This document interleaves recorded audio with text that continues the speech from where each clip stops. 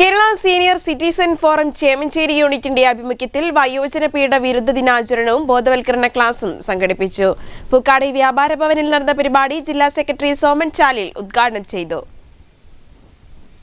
മുതിർന്ന പൗരന്മാർക്കെതിരെയുള്ള പീഡനങ്ങളും അതിക്രമങ്ങളും ചൂഷണങ്ങളും തടയുന്നതിനുള്ള ബോധവൽക്കരണം ലക്ഷ്യമാക്കിയുള്ള ദിനാചരണത്തിന്റെ ഭാഗമായാണ് പരിപാടി സംഘടിപ്പിച്ചത്. Kerala senior citizen forum Chemancheri യൂണിറ്റിന്റെ ആഭിമുഖ്യത്തിൽ പൂക്കാട് വ്യാപാര ഭവനിൽ നടന്ന വയോജന പീഡന വിരുദ്ധ ദിനാചരണവും ബോധവൽക്കരണ ക്ലാസും ജില്ലാ സെക്രട്ടറി സോമൻ ചാലിൽ ഉദ്ഘാടനം ചെയ്തു. ഇന്ന് ഓരോ വയോജനങ്ങളും പീഡനങ്ങളും അതിക്രമങ്ങളും നേരിടുന്നത് ദുർബലരായതുകൊണ്ടാണെന്നും ആയതിനാൽ എല്ലാ വയോജനങ്ങളും സംഘടിച്ചു നിന്ന് അക്രമങ്ങൾക്കെതിരെ പോരാടണമെന്നും അദ്ദേഹം പറഞ്ഞു.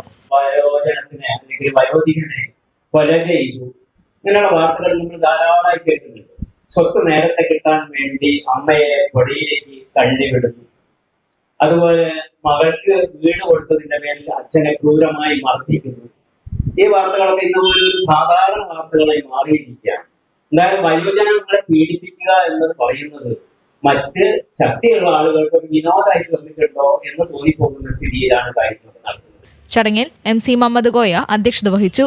TK രാധാകൃഷ്ണൻ വയോജനങ്ങൾക്ക് ഉപകാരപ്രദമായ നിയമവശങ്ങളെപ്പറ്റിയുള്ള അറിവുകൾ പകർന്നു നൽകി. P Damodaran, T Raghavan, TK Damodaran, VV Unnimadhavan, OK Vasu എന്നിവർ സംസാരിച്ചു.